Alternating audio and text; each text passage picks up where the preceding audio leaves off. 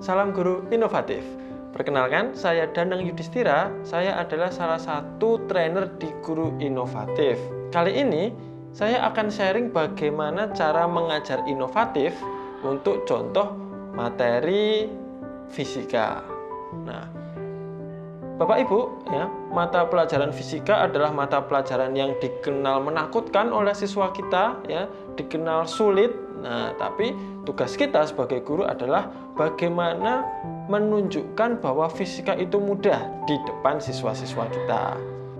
Nah, dalam memulai pembelajaran, Bapak Ibu, ya, bukan hanya untuk fisika tapi semua pembelajaran, ya, jangan langsung masuk ke materinya. Jadi harus kita awali, ya, bisa kita awali dengan sebuah konteks, ya, dengan contoh atau permisalan seperti itu. Nah, konteks di sini kita sampaikan, ya, yang sekiranya siswa itu sudah tahu sebelumnya, yang dekat dengan siswa. Harapannya siswa bisa lebih semangat untuk belajar dan lebih mudah untuk memahami materi yang akan kita sampaikan. Nah, sebagai contoh di sini saya akan mengajarkan materi dimensi, ya.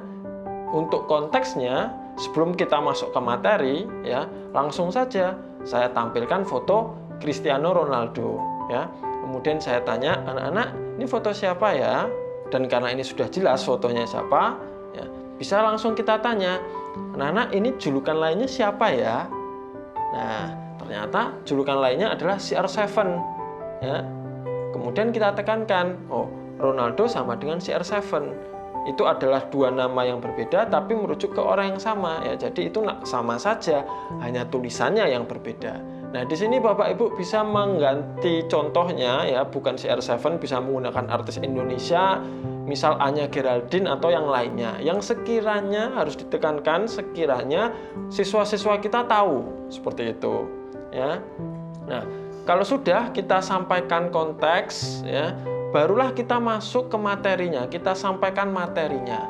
Nah, kemudian dalam penyampaian materi, tentu saja harus diingat Bapak Ibu, penjelasannya disampaikan secara sederhana, ya, tidak perlu terlalu panjang lebar, tidak perlu terlalu ribet, supaya siswanya lebih mudah untuk paham, ya. Kemudian untuk mempermudah juga, ya, bisa kita tampilkan dengan menarik, ya. Mungkin bisa menggunakan tabel atau dengan diagram. Nah, untuk contoh di samping, ya, saya tampilkan tadi materi dimensi menggunakan tabel, ya.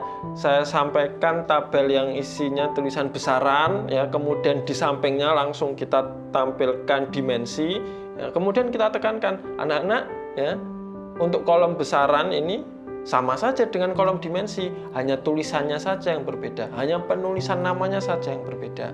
Artinya mereka masih memiliki satuan yang sama. Ini hanya nama lainnya saja, seperti itu.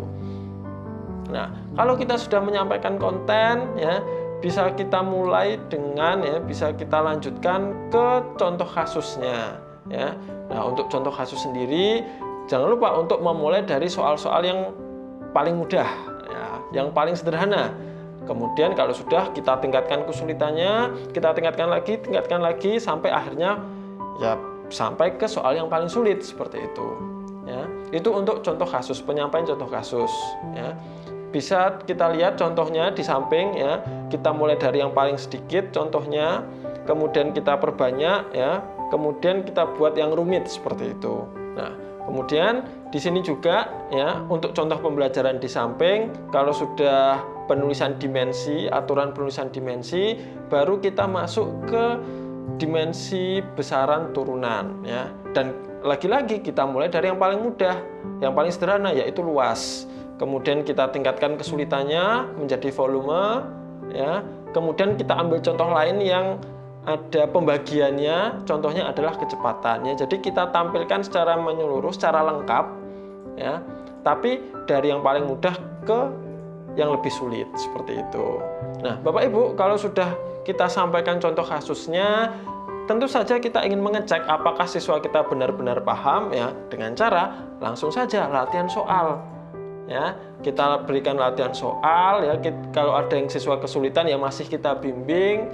Kemudian kalau mau lebih hebat lagi Bapak Ibu, soal yang kita berikan ke siswa, ya, itu ada kaitannya dengan materi pembelajaran untuk minggu depan ya, atau mungkin beberapa minggu ke depan, nggak masalah ya. Itu kalau ingin membuat soal yang lebih hebat lagi ya. Kita sampaikan latihan soal. Nah, contohnya seperti ini Bapak Ibu ya. Materi dimensi adalah materi fisika awal-awal ya, tapi di sini sudah kita sampaikan contoh soal menggunakan massa jenis, menggunakan percepatan gravitasi, menggunakan gaya, menggunakan usaha, dan juga energi potensial. Anak-anak nggak perlu tahu ini dulu, yang penting bisa mencari dimensinya dan mengetahui satuannya terlebih dahulu.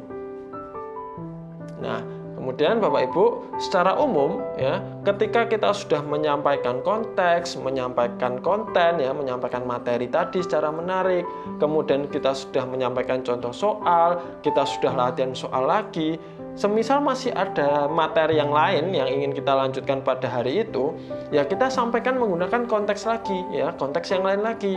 Baru kita sampaikan materinya lagi, baru contoh kasus lagi, baru latihan soal lagi. Kalau masih ada materi lagi, ya kita mulai dari konteks lagi, seperti itu. Nah, Bapak Ibu, untuk mengakhiri pembelajaran pada hari tersebut, ya kita bisa mengakhirinya dengan sesi refleksi. Ya. Di sesi ini bukan berarti siswa menyampaikan kesimpulan dari suatu pembelajaran, tapi justru kita menanya pada siswa, anak-anak pembelajaran mana nih, ya, yang tadi menyenangkan, mana yang sekiranya tadi membosankan, atau mana yang membingungkan. Di sini tujuannya supaya siswa kita lebih terbuka dengan kita, bisa menjalin afeksi dengan kita, ya, dan supaya mereka lebih memerhatikan lagi, supaya mereka lebih self-aware, supaya mereka lebih pede lagi untuk berpendapat, seperti itu. Dan kalau mau lebih super lagi, mau lebih hebat lagi, Bapak Ibu ya, kita bisa menanyakan pada siswa kita, anak-anak, pembelajaran apa yang kalian dapatkan dari pembelajaran hari ini? Bukan tentang menyimpulkan, tapi menanyakan nilai-nilai norma mungkin yang bisa mereka dapatkan, ya, yang bisa mereka analogikan dari pembelajaran pada hari tersebut. Itu adalah sesi refleksi. Nah, untuk lebih lengkapnya, Bapak Ibu bisa mengunjungi guruinovatif.id. Di sana sudah tersedia modul-modul pembelajaran yang lain juga. Sekian dari saya, sampai jumpa di video berikutnya. Salam guru inovatif.